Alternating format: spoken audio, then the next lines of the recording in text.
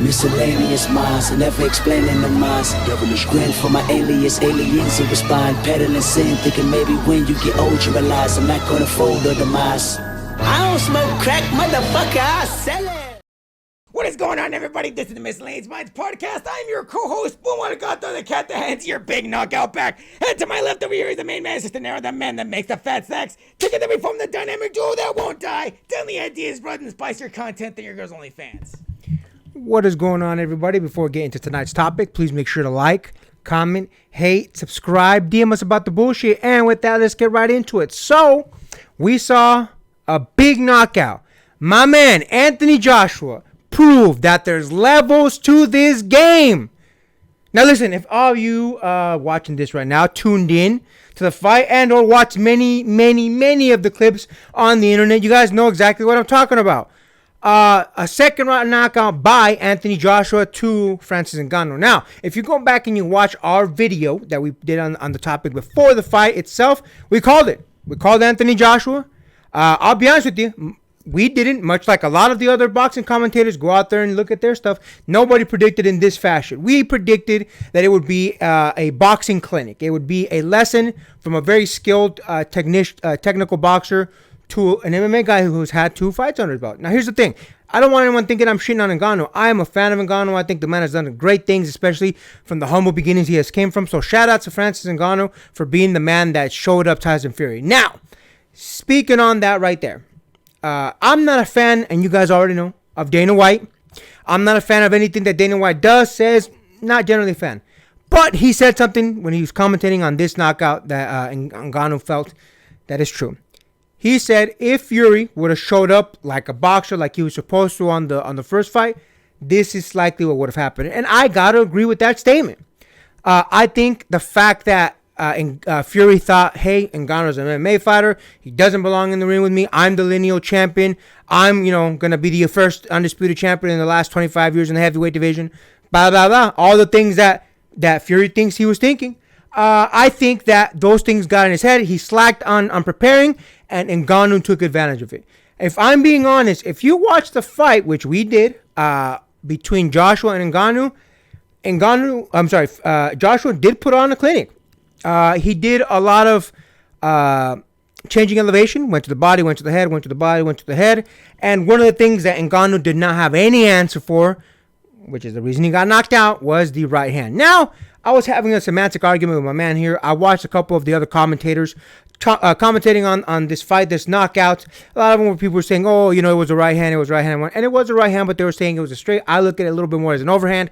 It just kept coming over the top. Regardless, it was a right that put him on his ass and eventually knocked him out. And I'll be honest with you, listen, again, go back and watch our video. I knew that Joshua was going to put on a clinic, which is why I picked him to win the fight.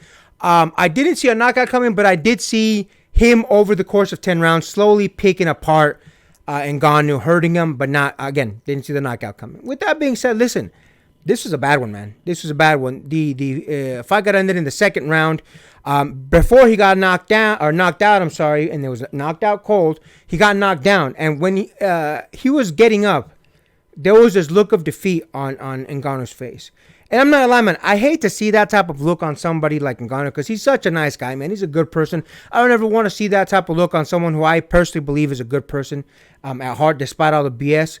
But he looked defeated, and then Joshua literally came in with one final punch, which was a knockout punch, and he was out cold. He was out for a little bit, if I'm being honest. Now, here's the problem that I have with it. So if you look at the press conference between Joshua and Ngannou was very confident, which same thing. We predicted that in our previous video. We talked about it, saying he's very strong. But I'll be honest with you, I think the first fight did Ngannou a disservice because he came in and he beat, which a lot of people argue is the best current heavyweight fighter.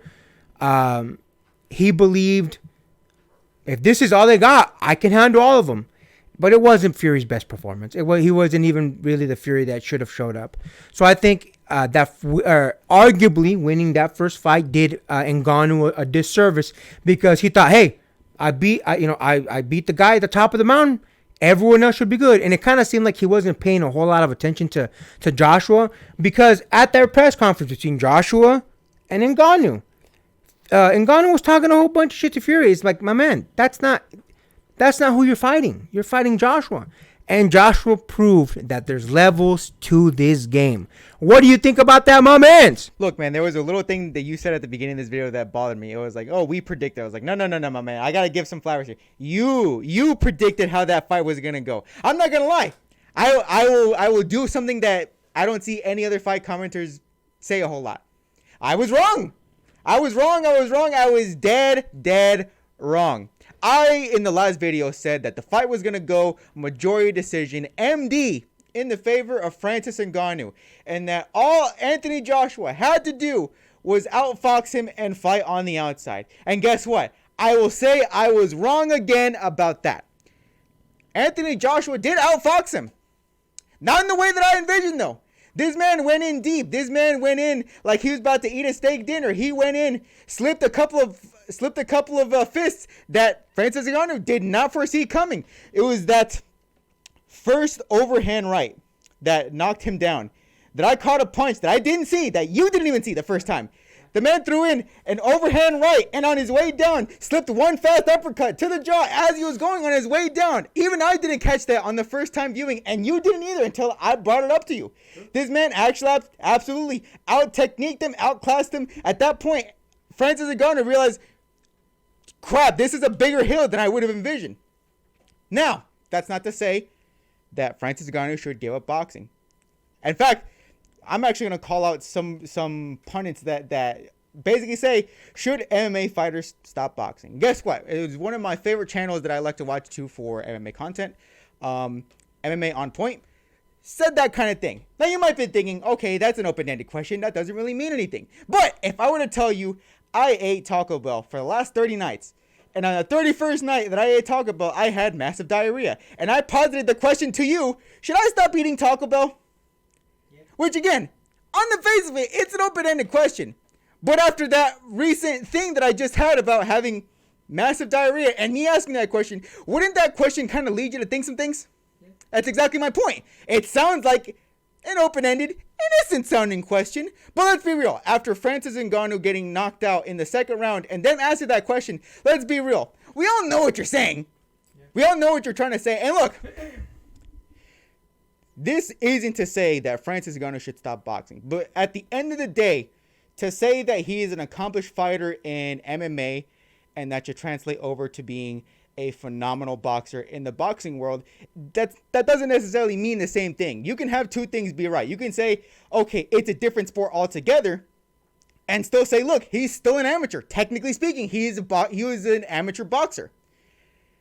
And if you want to say, look, maybe he shouldn't have the right to already be fighting top-level talent like this, again, I would think you'd be right. I think if you want to be completely fair about this, if meritocracy is what you're talking about in the fighting world, he should have worked his way up to Anthony Joshua and Tyson Fury.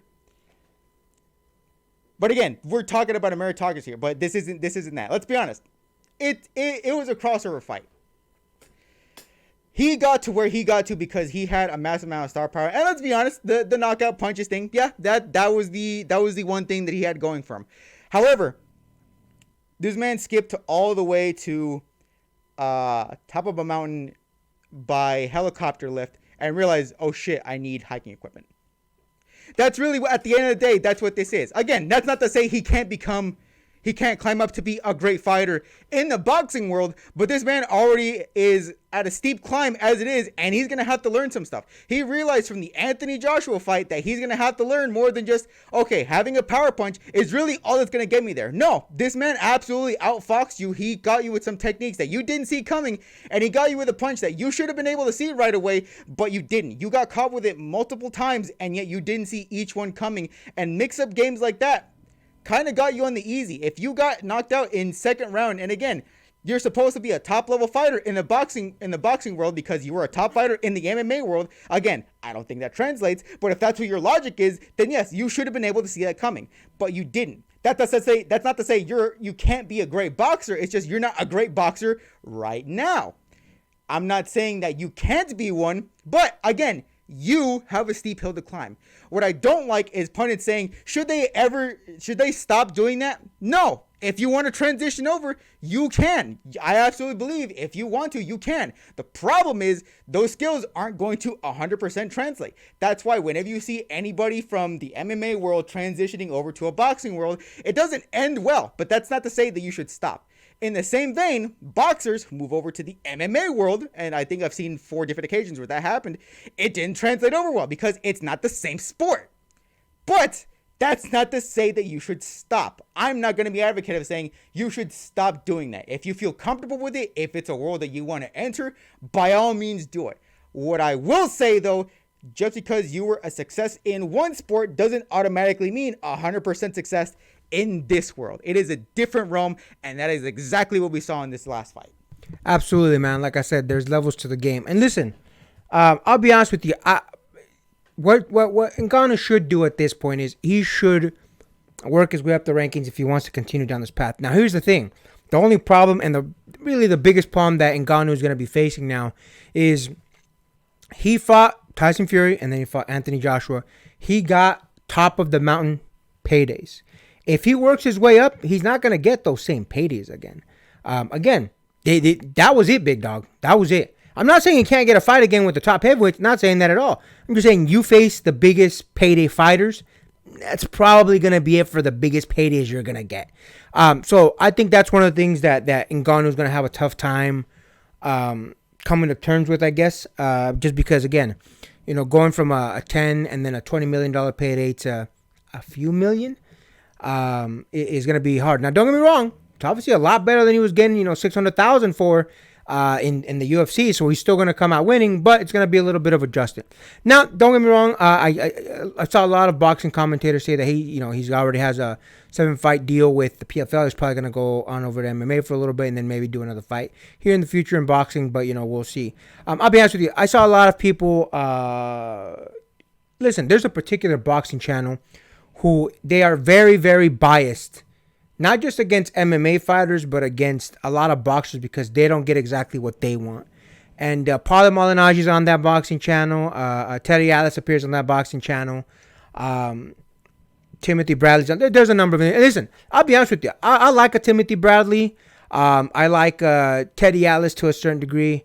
So on and so forth. Listen, it's not that I necessarily disagree with all of their takes, but their bias comes through hard. And it's annoying because, given the circumstances, if you got a chance for a ridiculously fat payday off what you deem, an exhibition, however you want to call it, a novelty fight, not real boxing as they put it, you would take it. They say they wouldn't, but shut the fuck up. Yes, you would. Maybe because they're older now, maybe because they're in their 40s, maybe it's not a matter of I wouldn't take it. Maybe it's I can't take it because I'm older now. I get hurt a lot easier. All that kind of stuff. So I just don't like that bias. So I agree with you. Just because Ngannou lost against someone, again, keep in mind, this is the top of the fucking mountain. He was expected to lose. He was supposed to lose. Just because you lost, that doesn't mean that he wouldn't beat some of the other contenders. Now, where I think he should start off, I think he should start off somewhere like, maybe the top 20. I don't think he should go right into the top 10. But definitely start working your way up, my man. Again, I think Ngannou had a lot of balls to do this to begin with. I think if Fury would have shown up the right way, I think this would have happened a lot earlier. Luckily for Ngannou, it didn't. Fury didn't show up, and he was able to get this other fight. So collectively, he made 30 mil. Good for him. Shout out to him. He deserves it. Now, I understand he's helping out a lot of his people. I'm sure he'll be helping out Usman with that $200,000 loan. Which shout out to Usman, man, because Usman never once said anything about it to any MMA commentator or any boxing. He never spoke about it at all. So shout out to him for being a good fucking friend. Anyways, with that being said, is there anything else you want to add to that, my mans? Yes, I feel like we're actually overlooking a bigger component of this fight thing. I was like, the fact that Anthony Joshua has been on a complete ream these last couple fights, I feel like that's something we're not talking about. I know we talked about in the last fight that, yes, this fight absolutely did mean the world to Anthony Joshua to prove everybody else, like, yeah, he's on a ream and he's not going to stop. He's aiming for the results of that Usyk and Fury fight, and he's like, all right, What's going to happen next? The dude's been looking strong. And again, I want to applaud him for that. I know the grander picture that we were talking about is Francis Ngannou and where he's going to go next. But I feel like that's also doing a little bit of a disservice to Anthony Joshua. Because again, the man has been on. He should be the one that we're talking about in this fight, just because essentially this was supposed to be just an exhibition match. And we saw what the skills that we saw Anthony Joshua exhibit in that match. We saw the potential that Anthony Joshua, that we feel we've been kind of missing out in the past 3 or so 4 years. And guess what? He's coming back, and he's coming back angry. That is a super fair assessment, and you're 100% right. Let's not do a disservice to Joshua. So here's the thing. One of the things that we talked about in the previous video is that Joshua has been on a tear. But one thing that and I'll admit this, we got wrong is the mental strength of Joshua. I'll be honest with you. After the fight in this one, Joshua looked like a man possessed. He looked like a man like, look, I'm here to do a fucking job. I'm here to get the fuck out, and then I'm going to get my fucking undisputed championship. And shout out to him, man, because the mental doubts that he had after the first Andy Ruiz fight, that I believe carried on a little bit after that fight, have been erased in my mind. I feel like Joshua knows and has come to terms with who he is as a man. He's confident in himself. Yeah, he's got 3 losses now, but I don't think he gives a shit. I'll be honest with you. I think a lot of times, this is the Floyd Mayweather effect. I feel like a lot of times people have gone on this, I got to keep my O, I got to keep my O, I got to keep my O. And because of that, they lose a sense of the reality of things. The greats all had losses.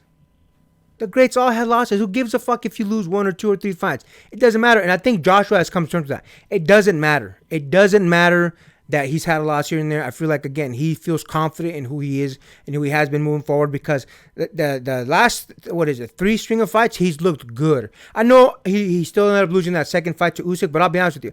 He looked way better in the second fight against Usyk than he did in the first one. So again, I do think that Joshua has been looking a lot better. His performances has been better, and this is just a cherry on top of everything else. This beautiful, beautiful knockout. So I do think the future is looking bright for Joshua. And look, he said it himself. He wants the winner of Usyk and Fury. And here's the thing. He deserves it. So we'll see how that goes. Fury and Usyk is going to be upcoming this year. I believe we're in March right now, so I believe we got, 2 months to that fight. So I believe after that, whoever wins, Usyk or Fury, Joshua deserves that first shot at that title. Pretty sure, more than likely, if there would be a rematch clause.